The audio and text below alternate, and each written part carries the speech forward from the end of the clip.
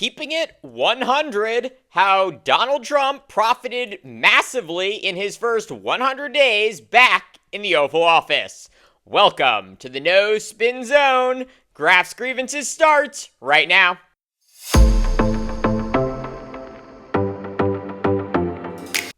You've probably heard it's Donald Trump's 100th day back in the White House.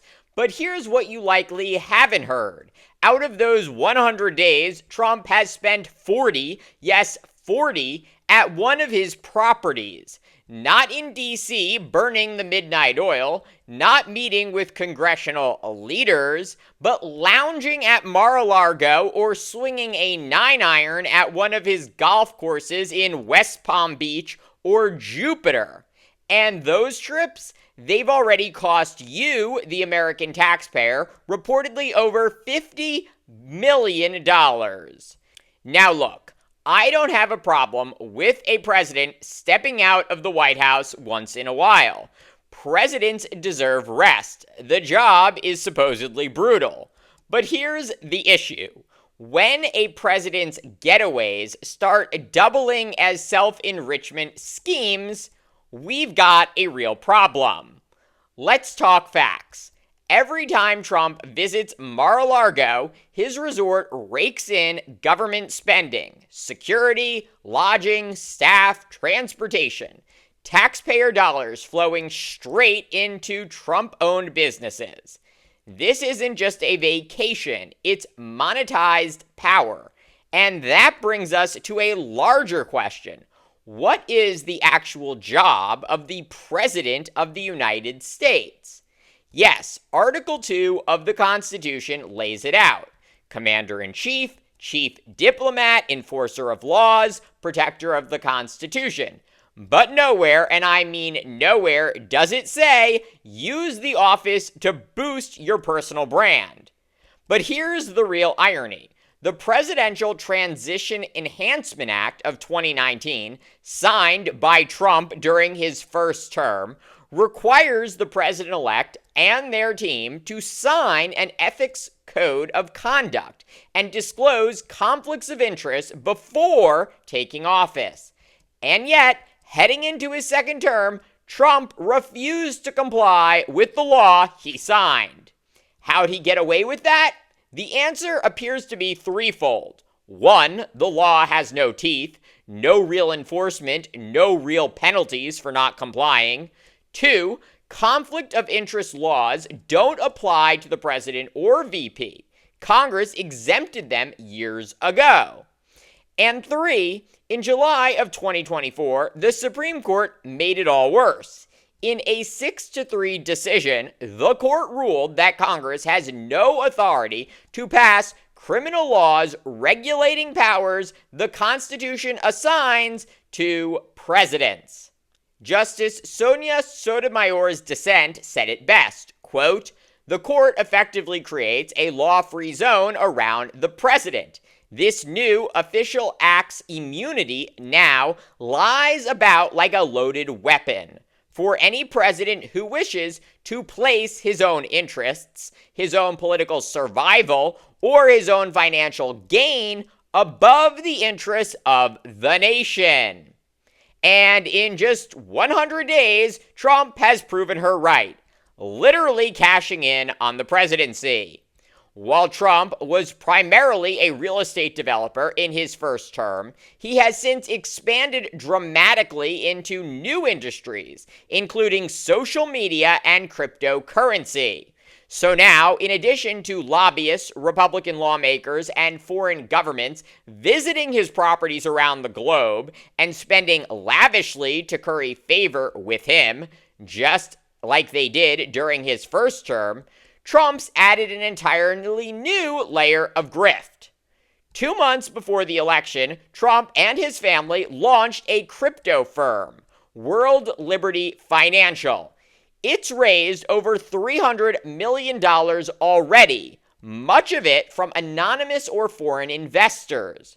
Then, 3 days before his inauguration, Trump launched the Trump meme coin. No use, no policy value, just a digital collectible. and yet its market cap skyrocketed to $3.3 billion. Melania launched her own coin too, valued at over $210 million.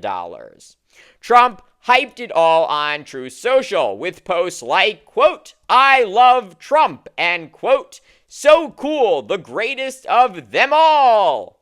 But this wasn't just internet nonsense.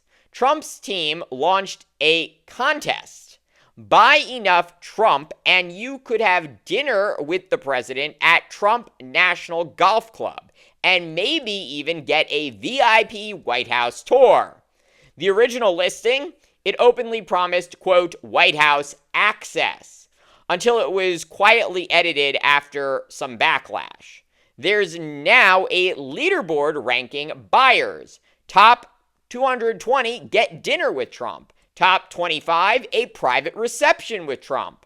White House tour, presidential access. Currently, the 25th ranked buyer has already spent over $50,000 on Trump coins. Trump is making the pay-to-play deal explicit, and it's working.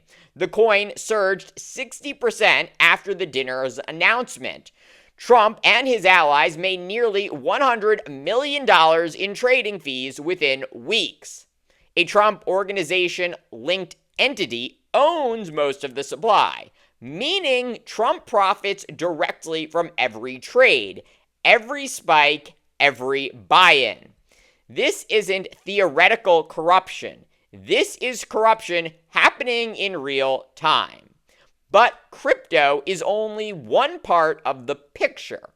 In the weeks before the inauguration, the Trump organization signed hundreds of millions of dollars in new real estate deals with Saudi Arabia, Oman, and the UAE. Trump also doubled down on his partnership with the Saudi-funded Live Golf Tour. These aren't campaign contributions. They're business deals being carried out while Trump's in the Oval Office. This isn't about appearances anymore. It's not the potential for a conflict of interest. This is corruption, blatant, brazen, and built into the presidency.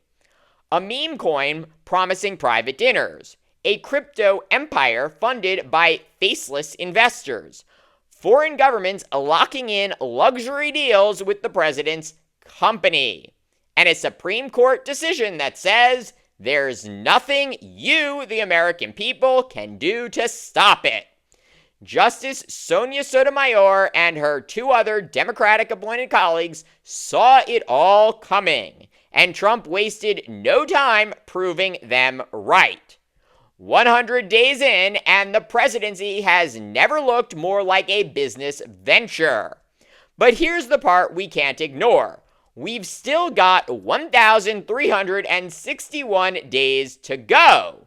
And if the first 100 days are any indication, Trump isn't just using the Oval Office to govern. He's using it to cash out. Every dollar flowing into Trump's business, every crypto token bought, every foreign contract signed, means decisions aren't being made for the American people. They're being made for the bottom line of the Trump family. Policy isn't driven by what helps working families or Trump voters. It's driven by what pumps his coin, his stock, or his hotel portfolio. And that's the real danger. When the presidency becomes a business, the people become collateral. Thank you for watching Graf's Grievances. Let me know what you think. Please like, subscribe, share, and join me tomorrow for more.